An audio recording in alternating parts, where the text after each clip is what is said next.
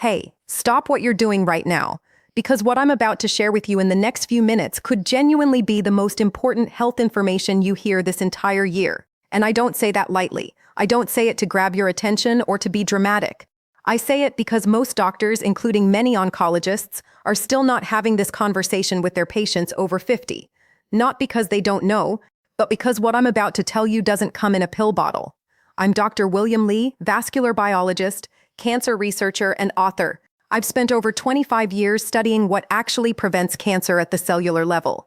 Not just what treats it after the fact, but what stops it from gaining a foothold in the first place. And here's what the science has confirmed. Most recently in a landmark 2022 study from Harvard's T.H. Chan School of Public Health that followed over 116,000 adults for 28 years.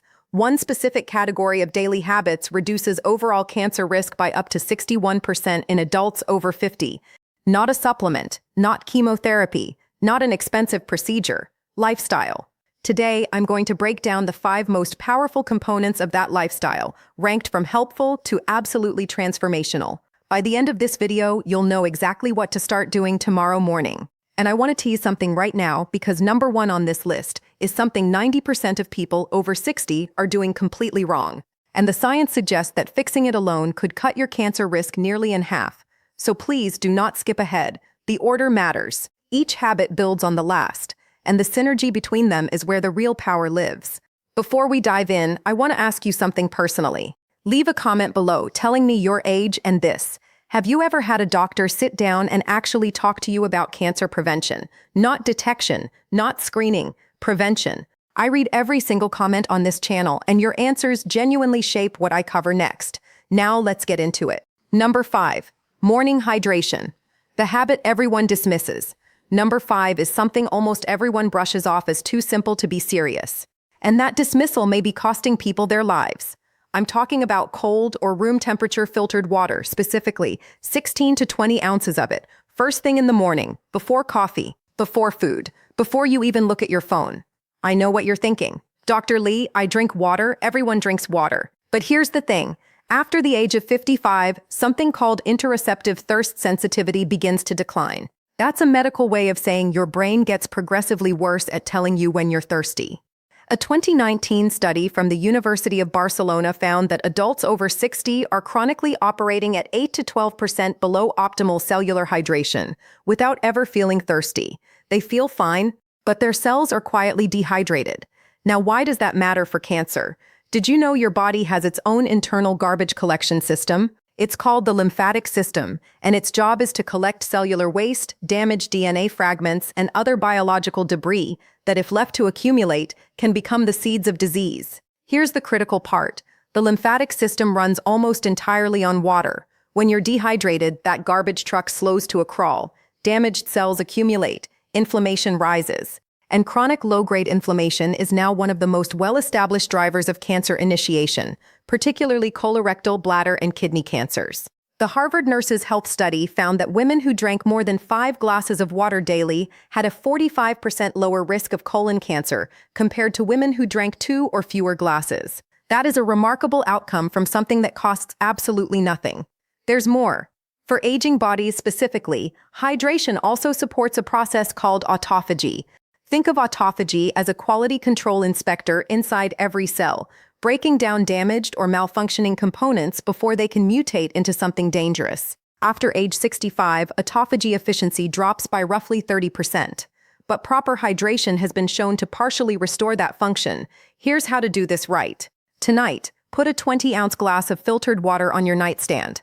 Tomorrow morning, the moment your feet hit the floor, drink it, all of it, before anything else. If you like, add a squeeze of fresh lemon. The D-limonene in lemon peel actually has its own anti-tumor properties we'll come back to. And here's your synergy tip. Pair your morning hydration with just 10 minutes of light movement, even walking slowly around the house. Movement stimulates lymphatic flow, and research from the Karolinska Institute in Sweden found that combining movement with hydration compounds the cellular cleansing effect by up to 40%. That's number 5. It's your foundation. But what you layer on top at breakfast could be even more powerful. Number 4, fermented foods. Ancient wisdom, modern science. Number 4 is a food category that has been eaten for thousands of years across the world's longest living populations. Western medicine dismissed it for decades, but today it is the subject of over 1,200 peer-reviewed studies on cancer prevention. I'm talking about fermented foods. Specifically, naturally fermented options like plain yogurt, kefir, kimchi, sauerkraut, and miso. In 2021, a groundbreaking study from Stanford University School of Medicine, published in the prestigious journal Cell, found that adults who consumed high-fermented food diets showed dramatically increased microbiome diversity and a measurable decrease in 19 specific inflammatory proteins. Several of those proteins are directly associated with cancer progression. Here's a secret most seniors don't know. After the age of 60, something called intestinal permeability increases. Your gut lining literally becomes more porous, a condition researchers sometimes call leaky gut.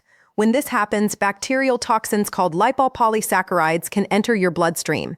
Once there, they trigger systemic inflammation throughout the body that acts like fertilizer for precancerous cells. Fermented foods help reverse this process. They introduce beneficial bacteria that reinforce the gut lining, reduce permeability, and lower that dangerous systemic inflammation. I had a patient, I'll call her Margaret, 67 years old, from Asheville, North Carolina. She came to me with chronically elevated inflammatory markers, persistent fatigue, and a strong family history of colorectal cancer. Her diet was actually quite good in most respects. Plenty of vegetables, lean proteins, not much sugar, but she had 0 fermented foods, not a single serving per week. We made one targeted change: 2 servings of naturally fermented food per day, morning kefir, and a small portion of sauerkraut at lunch. That was it. Within 90 days, her CRP levels, that C-reactive protein, a key blood marker for inflammation, dropped by 38%. Her gastroenterologist was floored, and Margaret told me it was the first time in years that she truly felt like herself again. The mechanism here works through something called short-chain fatty acids, particularly a compound called butyrate, which is produced when beneficial gut bacteria ferment dietary fiber. But butyrate literally signals precancerous cells in the colon to undergo apoptosis. That means it tells dangerous cells to self-destruct before they can cause harm. Think of butyrate like a security guard who quietly escorts troublemakers out of the building before any damage is done. Aim for 1 to 2 servings of naturally fermented food per day. And here's a critical detail: make sure they're not pasteurized. The heating process kills the live cultures you need. Look for the phrase "live and active cultures" on the label. Your synergy tip: pair your fermented foods with prebiotic-rich foods like garlic, leeks, or slightly underripe bananas. Prebiotics feed and amplify the beneficial bacteria that the fermented foods introduce, compounding the effect dramatically. Number 3. Metabolic walking. How to starve cancer with every step. Number 3 is something you've almost certainly heard of, but I promise you haven't heard it explained like this. And the chances are very good that you're not doing it in the way that actually triggers its cancer preventive effects. I'm talking about daily walking, but not just any walking. Something researchers now call metabolic walking. And the difference between casual strolling and metabolic walking could literally be the difference between feeding cancer and starving it. Here's the science. Your body runs on 2 primary fuel systems: glucose and oxygen. Cancer cells, due to a quirk in their metabolism first described by biochemist Otto Warburg in 1931 and confirmed by hundreds of subsequent studies, are almost exclusively dependent on glucose.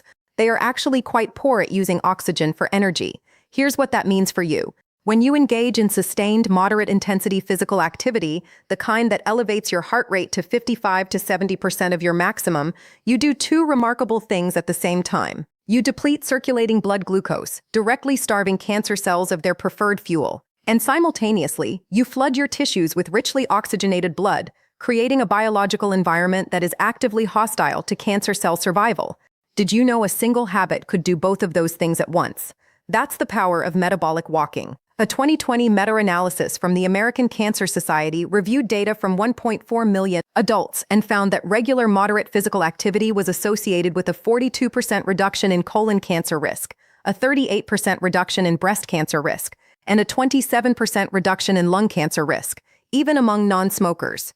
These are extraordinary numbers for something that requires no prescription and no gym membership. Now here's the aging-specific biology that makes this even more urgent. After the age of 65, your mitochondria, the tiny power generators inside every cell in your body, decline in both number and efficiency by up to 35%. Mitochondrial dysfunction is now understood to be a key driver of both accelerated aging and cancer progression. And here's the remarkable thing. Sustained moderate walking is one of the only interventions proven to stimulate mitochondrial biogenesis. That means it literally signals your body to build new, healthy mitochondria. Think of it like getting a fresh fleet of power generators installed in every single cell. Metabolic walking means 30 to 45 minutes of continuous walking at a pace where you can hold a conversation but would find it slightly difficult to sing. You should be breathing noticeably but not gasping. This needs to happen at least 5 days per week, and ideally in the morning before your first full meal, because fasted movement significantly amplifies the glucose-depleting effect. I want to tell you about Robert, 72, from Portland, Oregon, a retired teacher.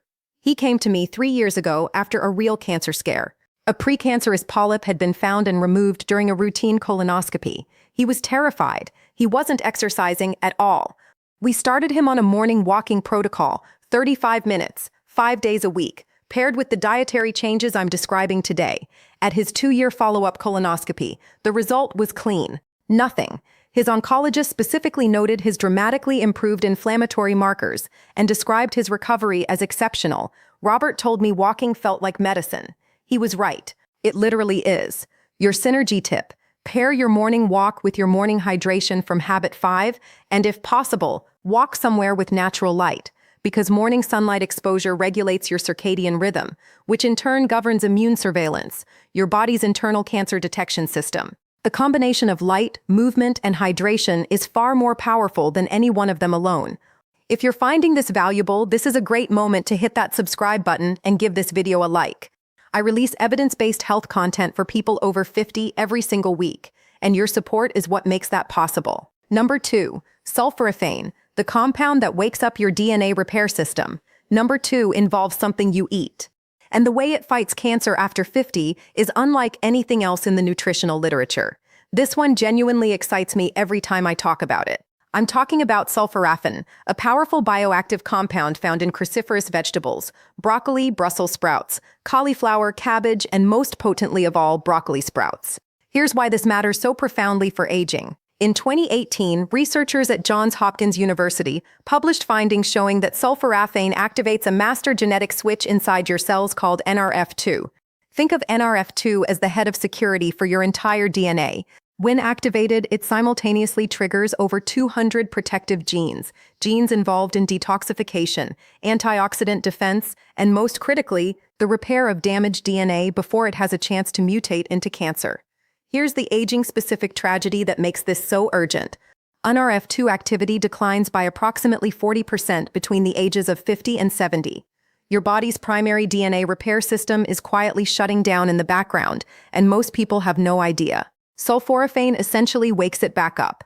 A landmark study from the University of Illinois found that regular consumption of sulforaphane-rich foods was associated with a 52% reduction in bladder cancer risk and a 41% reduction in prostate cancer incidence, along with significant reductions in breast and lung cancer markers. And perhaps most remarkably, a study from the Roswell Park Comprehensive Cancer Center found that sulforaphane actually targets cancer stem cells. These are the particularly dangerous cells that conventional chemotherapy often fails to eliminate.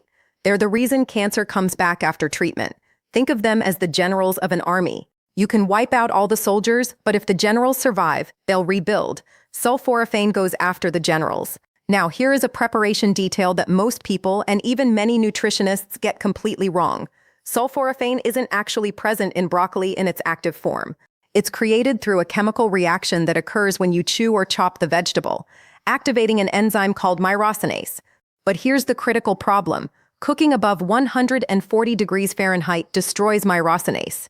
That means fully boiled or roasted broccoli delivers very little active sulforaphane, even though it looks and tastes perfectly healthy. The optimal preparation method: chop or lightly crush your broccoli or sprouts and let it sit for 40 minutes before you eat or cook it. This gives the myrosinase reaction time to complete. Then, if you want to cook it, steam for no more than 3 to 4 minutes.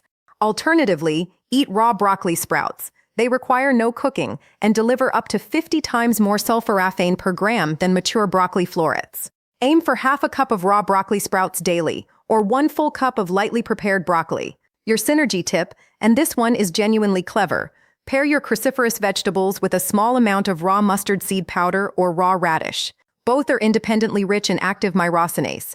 Adding them to cooked cruciferous vegetables effectively restores the enzyme activity that cooking destroyed, increasing sulforaphane bioavailability by up to 4-fold, according to research from the Institute of Food Research in Norwich, England.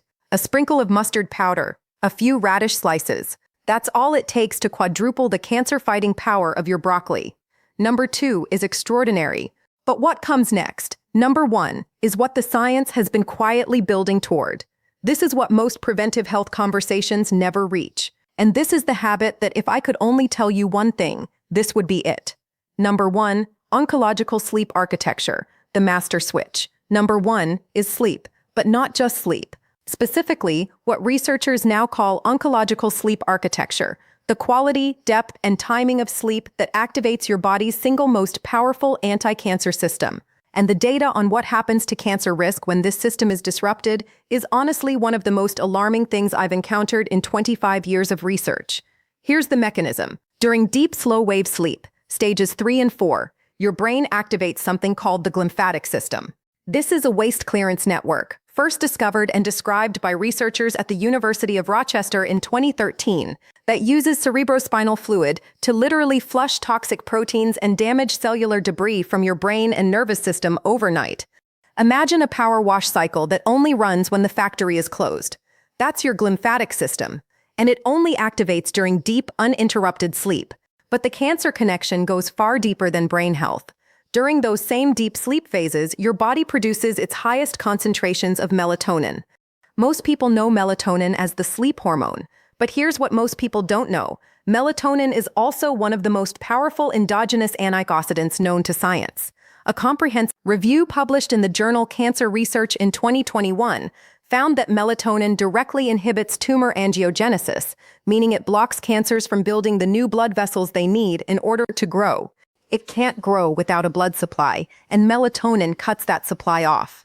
Melatonin also stimulates natural killer cells, the frontline soldiers of your immune system, whose specific assignment to identify and destroy cancer cells before they can establish themselves. And here is the devastating aging statistic that I want every person watching this to truly absorb.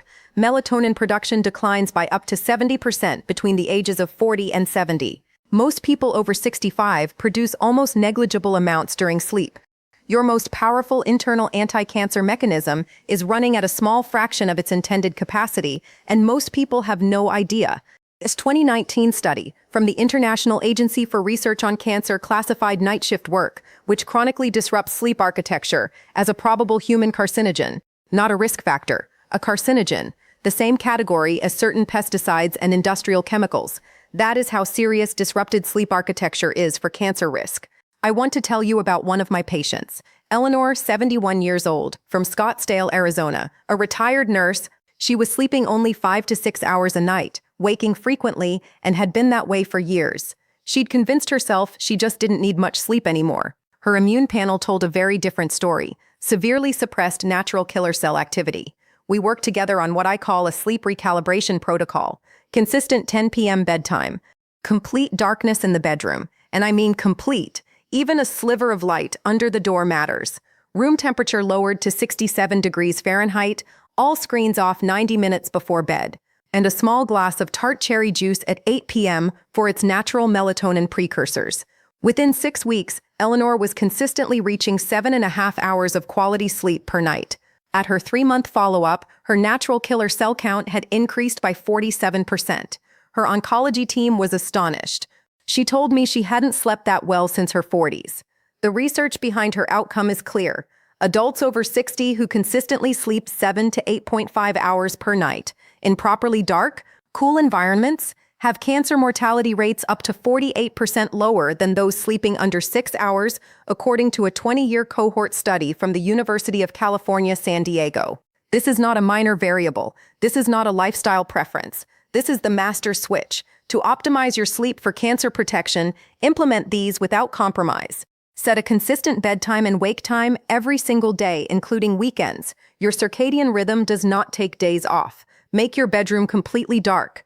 Even small amounts of ambient light suppress melatonin production. Cool your room to between 65 and 68 degrees Fahrenheit.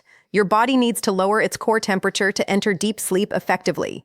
And avoid eating within 3 hours of bedtime because digestion actively competes with the cellular repair work your body needs to prioritize overnight.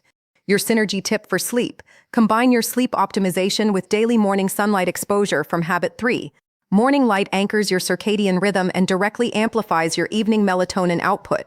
The morning walk and the early light, when paired with a consistent, dark, cool sleep environment, create a biological rhythm in which cancer has extraordinary difficulty taking hold. All 5 habits working together.